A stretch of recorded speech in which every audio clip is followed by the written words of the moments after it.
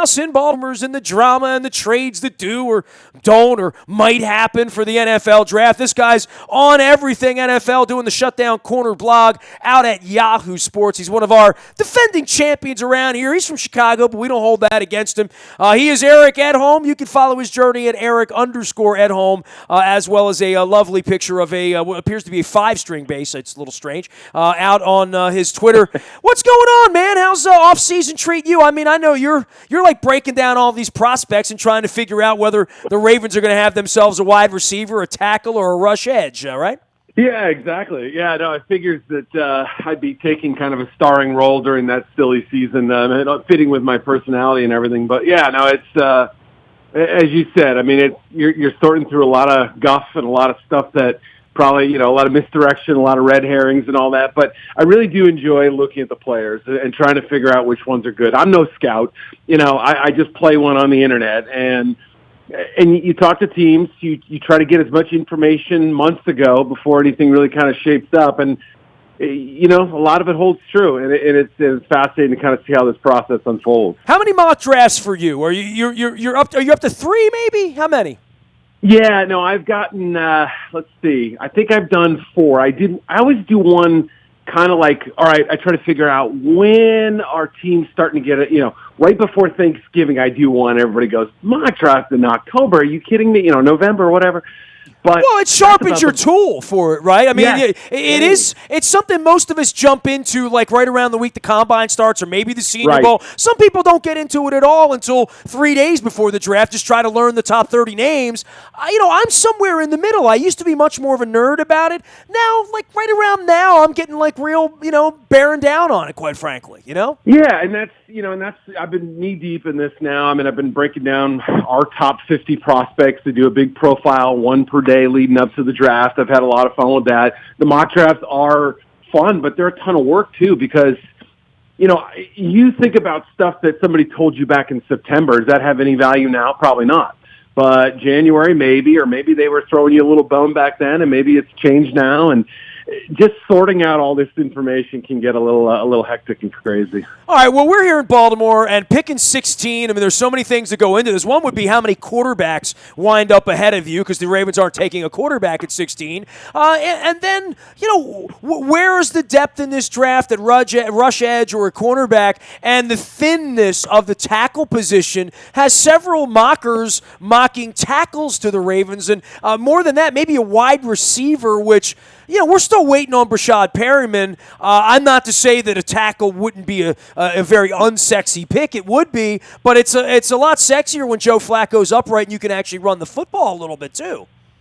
Yeah, I mean, that's the thing. I hear a lot of people always kind of bitch and complain about offensive line picks in round 1, but it's like, you'll be having the argument 7 months from now that, hey, we can't block anybody. Well, hey, that's, you get what you put into it, and teams that have invested in the draft, like the Cowboys, or free agency, like the Oakland Raiders, guess what? Those are the owners of the 2 best offensive lines in the country right now. So, yeah, a tackle makes some sense if the right guy is there. This is a strange year because I think you have 3 tackles who probably, all things equal, deserve to go in round 1. Cam Robinson from Alabama, Ryan Ramczyk from Wisconsin, and Garrett Bowles from Utah. Now, they all have questions. I mean, Robinson's been inconsistent. Bowles going to turn 25. He's had 1 year in the Division I level.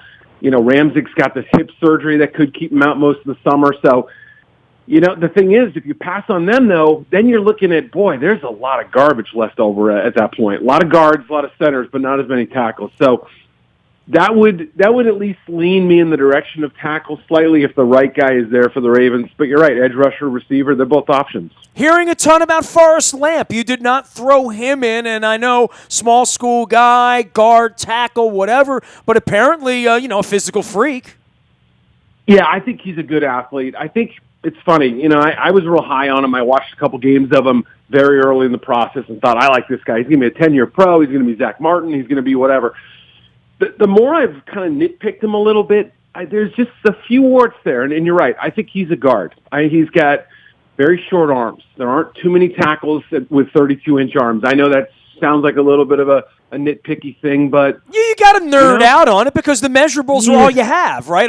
We can't measure heart, right? And maybe in the case of Deshaun Watson, we can measure championships, but this is not about that. They're measuring intelligence and they're measuring physical ability. That's what this is about, right?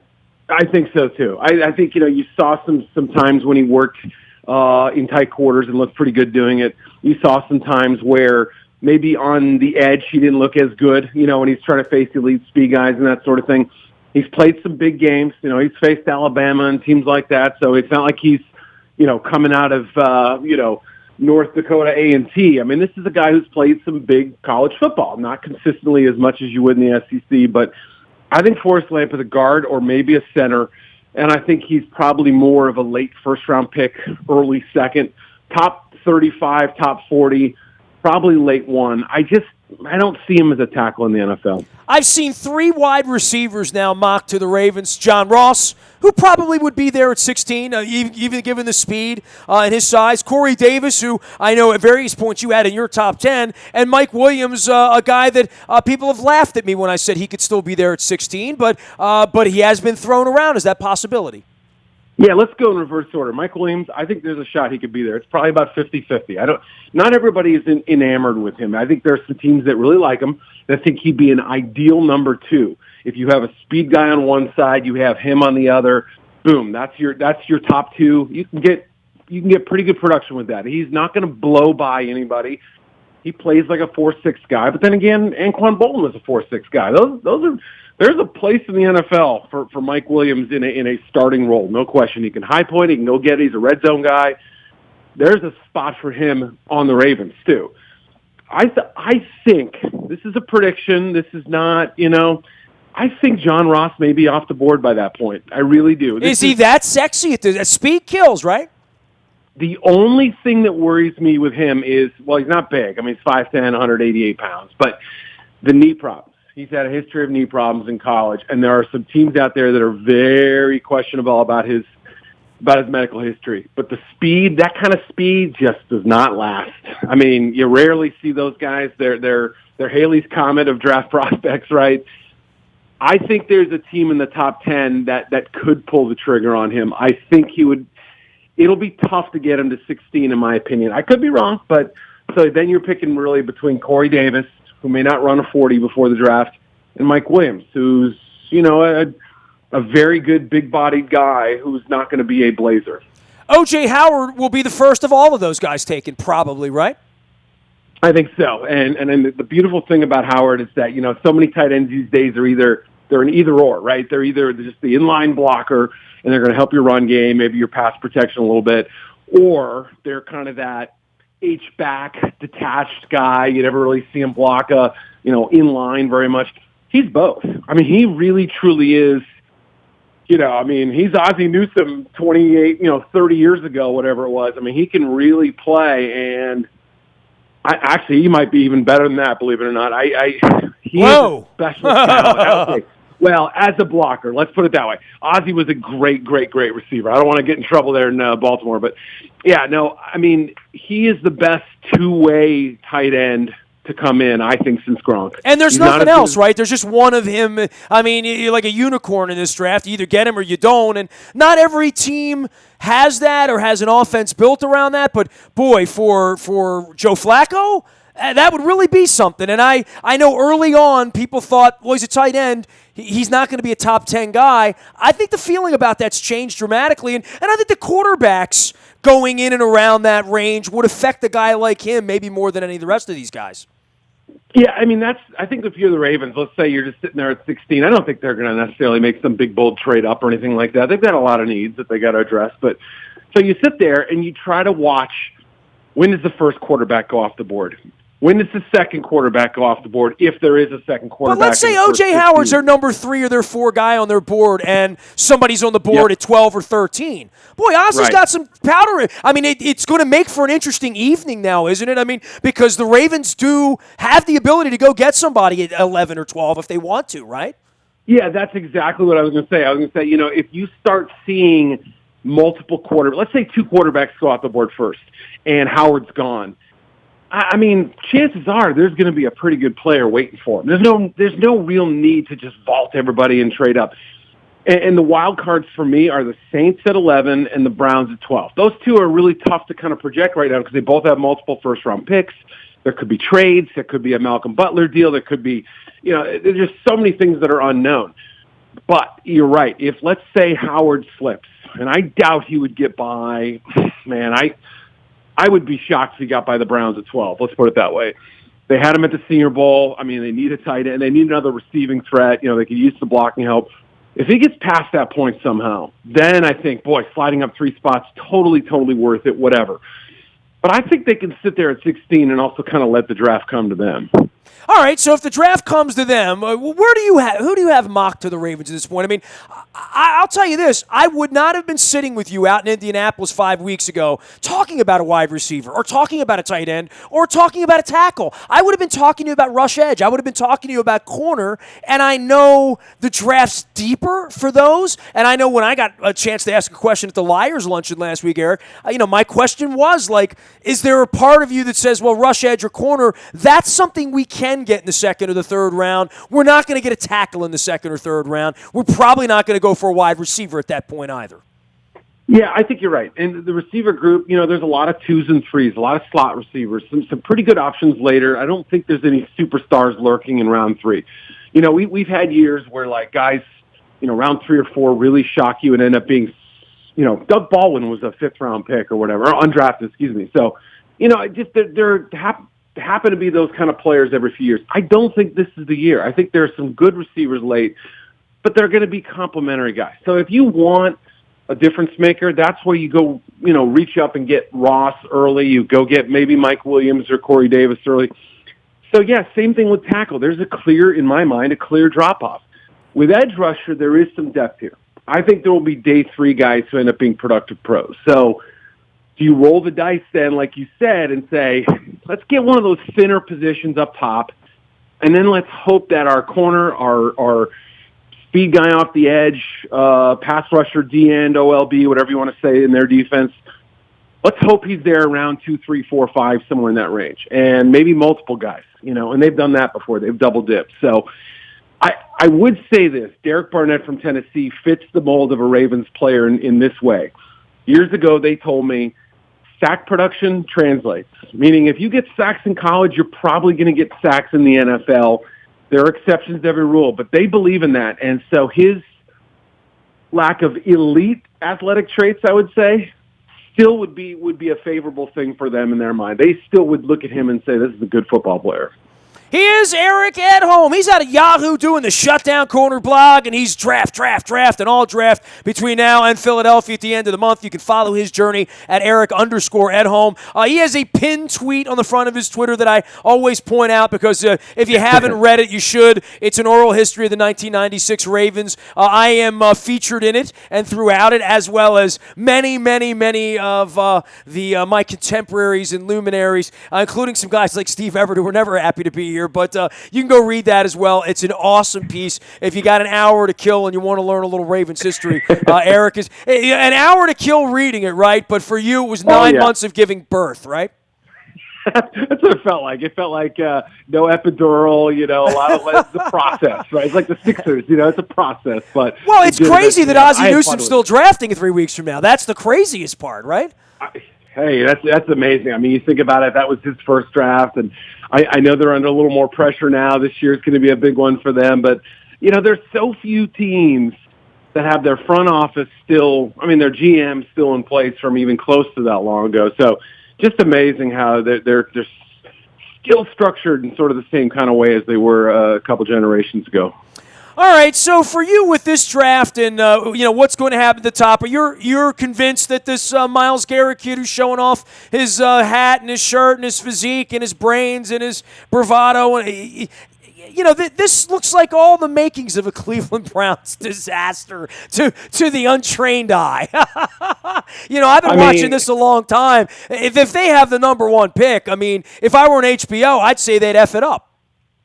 Yeah, no, there is always that concern. And he leaves just a little bit of doubt in your mind because he does he canceled on a show the other day because somebody had been critical of him, and everybody's been very praiseworthy of him. So it did sort of stand out a little bit. And okay, look, you're going to need thick skin if you live in Cleveland, man. You play for that team. I'm sorry to laugh out loud, but that's hilarious. Oh, right. Booger McFarland calls him out, and he says, "Nope, I'm canceling my ESPN hit." So yeah, is that a cause to not take him? No, of course not. He's going number one. Barring some crazy disaster or unforeseen situation, but he's going one. To me, their draft, and he's already been locked in, I think, for weeks and if not months. What do they do at quarterback? Who the heck are they getting? Really, are they taking one at 12? Are they taking one with the $9 billion draft picks they've stockpiled and squirreled away? I just don't know how they're going to get their Come on, guys man. this year. They got Brock Osweiler. They won last year's lottery, right? Yeah, right. That's a ball and chain right now. I think they'll hold on to him until they draft a guy and then dump him like a bad habit. Osweiler he and his wife just gave birth the other day, and they wished him well on Twitter. But so I think there's like a rule. You got to give at least 3 days before a guy gives, after he gives birth, okay, then we can release him at some point. So yeah, it's hard to know, man. It really is hard to know what they're going to do at quarterback with Jimmy Garoppolo off the board. If, he's not in play, is A.J. McCarron an option? Geez, this is where we're going now, so I don't know. So, well, I would say this, for the Browns and for our division, boy, the Bengals feel like they've gone backwards, right? I'll make fun of the Redskins later, but when I'm thinking of teams that are regressing, the Bengals are picking at 9, and they've had arguably as bad an offseason as the Redskins have had. Yeah, you're right. 2 years ago, a year and a half ago, they were 12-4, hosting a playoff game. They look like the kind of team that you were starting to nitpick, like, well, Andy Dalton's not a top 10 or 15 quarterback, but he's fine because this roster's so deep. But now, like you said, 2 bad off seasons. They had one of the worst drafts in terms of year one production. They just didn't get anything out of their draft class last year. They've had injuries to guys like Eifert. They lost free agents like Kevin Zeitler, and they've lost receivers and guards and corners.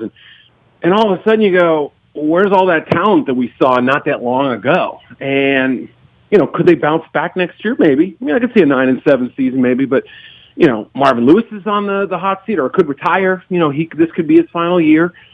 There's so much question right now. And like you said, at number 9, I don't know what direction they're going. I don't know who they're going to get. They could get a good player, but they're a tough one to read right now. Derek Barnett's a guy that's been banging around his thoughts for the Ravens. And, I guess for any of these SEC guys, any of the Alabama guys specifically, and, a Cam Robinson type. But Barnett's a guy that's name's bandied about. I remember back when he was sort of the unquestioned number 1, 2, 3 kind of guy in this draft, right? Yeah, you're absolutely right. Everybody saw the sack production. He's the first player in SEC history to have 10 or more sacks in 3 straight seasons. Nobody's ever done it before. Not Myles Garrett, not Reggie White. You go back as far as you want. Nobody's ever done it before. He just consistently applied pressure to the quarterback. And so you're right. I tell you what, as late as probably November, I'm sitting there thinking, geez, this guy is a top 10 cinch. How high is he going? Is it between him and Jonathan Allen and who? But then you saw, okay, there's some stiffness there. He's not, and I guess this is the same question they had with Terrell Suggs, a generation ago. But you didn't look at him and think, wow, this is a brilliant athlete. This is a really good, really, really good football player who is not extraordinary athletically. Now, he makes hustle plays. He'll track guys down from behind. He goes sideline to sideline for an end/pass rusher. That's really good. I think people are being a little too harsh on him. I just wrote him up. He's my number, 17 or 18 player in this draft. I like him a ton. I don't think he's a perfect fit for every team, but I do think the Ravens, like I said earlier, with the sack production, their belief is if you can get to the quarterback in college, you most often can do it in the NFL too. And to me, he's a lot like Derek Morgan for the Titans. So he might be like a 8-9 sack guy, but who's consistently living in backfield. So I think he's going to be a good pro. Well, I think the other part for the Ravens more so, and they talk about it openly, is, the Combine's nice and the Underwear Olympics and the Senior Bowl. Put the tape on. What did the guy do in his career against SEC competition? And, the record itself speaks for itself, right? Oh, I mean, watch him against Cam Robinson. I mean, and I like Cam Robinson. I really do. I think he should be a first-round pick in my mind.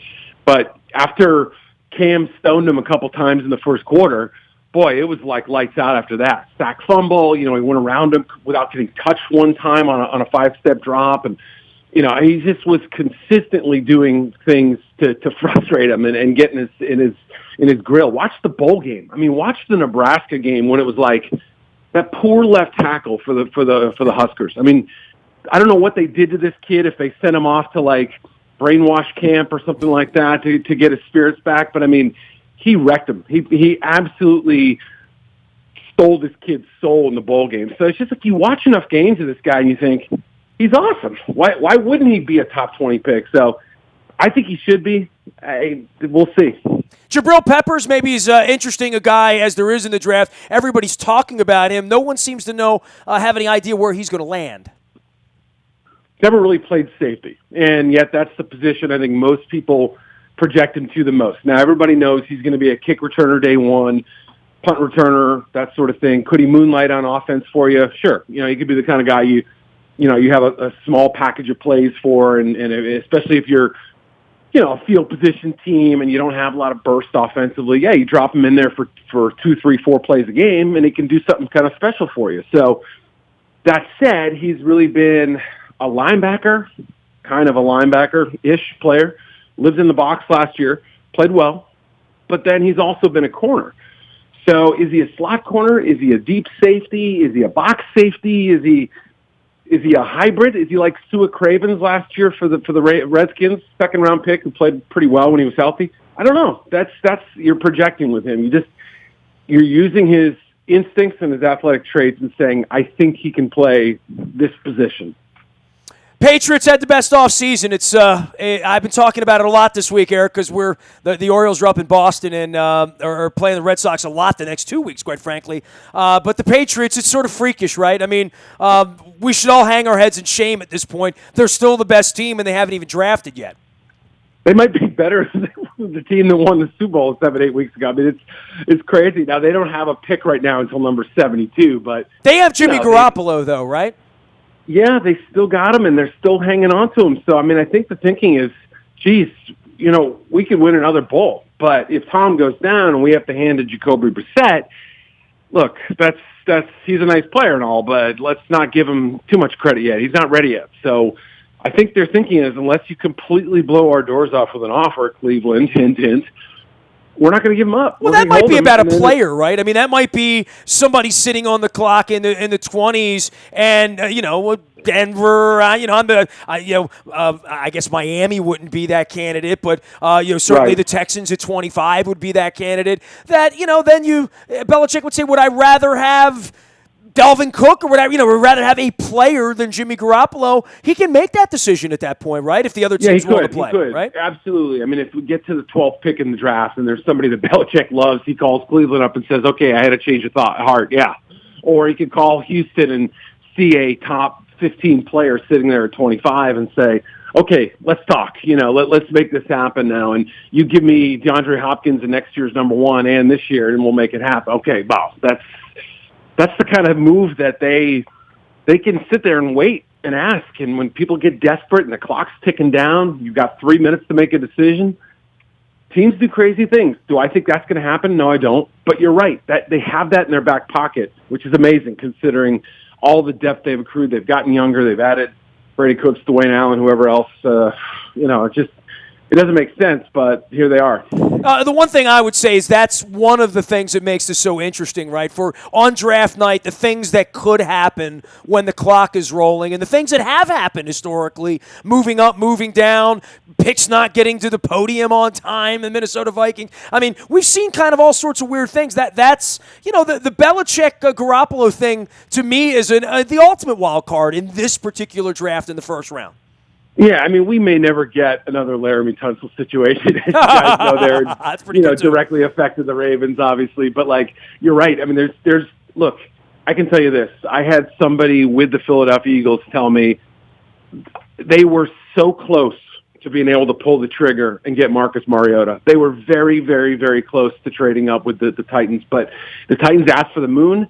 The Eagles gave them, about 7/8 of the moon, and they just said, nope, we're going to take them. So things like that where, oh my goodness, it almost happened. What might have happened with Chip Kelly? Would he still be coaching there? I don't know. Those sorts of things. So those backroom conversations that occasionally you get to hear about years later, those can be the fun things. Who knows? Maybe Garoppolo's name comes up and it doesn't happen, but it was this close to happening. Those are the what-ifs that always make the NFL so fascinating. Hey, if David Modell and Ozzie Newsome and Phil Savage didn't tackle Art, we would have drafted Lawrence Phillips here, And that 30 for 30 would have ended completely differently, probably with the Ravens moving to L.A. or something. I mean, right. Think about the little dominoes and everything, but yeah, it is. That's the brilliance of Ozzie Newsome, right? It's his first draft, his first time running the show. He says, no, we're taking a left guard who will eventually become a left tackle over this star running back who just chewed up, whoever it was, Florida or Florida State. Including his girlfriend, too, by the way. Don't forget he chewed her up. Yeah, that's true. He did that. I mean, that played into it. There's no doubt about it. Hey, man, always great visiting with you. Love talking football with you. We're going to send everybody out to Yahoo. I know you're ranking top 50. Is that what you're doing right now? Yeah, to every player, getting some cool gifts in there and or gifs. I don't know what people say, GIF. Give the scouting report all the information you need, and hopefully it helps people out. Eric_Edholm, that's EDHOLM, NFL writer, Yahoo Sports and Shutdown Corner blog. You can go follow him out on Twitter as well as at Yahoo. See you later, Eric. Good having you on, man. All right, buddy. Talk to you real soon. Always a pleasure. He's out in Chicago. Who knows? The Caps may be going. I may be on Ed Holmes' couch for the Stanley Cup Finals with the Blackhawks before it's all over with. Spring is nice in Chicago, from what I understand. Early June, that would be lovely. I'm following the Caps to Toronto next week. We'll be broadcasting live from north of the border, and I'll be watching the Orioles, so will Luke. And we're monitoring the Wizards and obviously doing tons of draft stuff around here. It's a pretty good month to be doing sports radio, all things considered around here. Some great conversations for you out in the Bayou Toyota Audio Vault 24 hours a day from anywhere in the world on your mobile device. Just download the TuneIn Radio app. We do come in crystal clear from wherever you are. Our London trip is on sale. Speaking of the NFL, waiting on the Green Bay, Nashville, Minneapolis, and Raiders trips. We're going to get those on sale next week as well. We've taken over 18,000 people now on WNST road trips since 1996. Our maiden voyage was Indianapolis. I'm so proud. No Indianapolis this year, but we can certainly take you to Nashville or to Green Bay. Waiting on the schedule. If you want $100 off, throw me an email, nasty@WNST.net. We can make that happen for the London trip as well. Facebook, Twitter, LinkedIn, Snapchat, Instagram, streaming live on our Facebook as well as our YouTube, WNSTV channel. We are WNST.net, AM 1570, and WNST Towson, Baltimore, and we never stop talking Baltimore sports.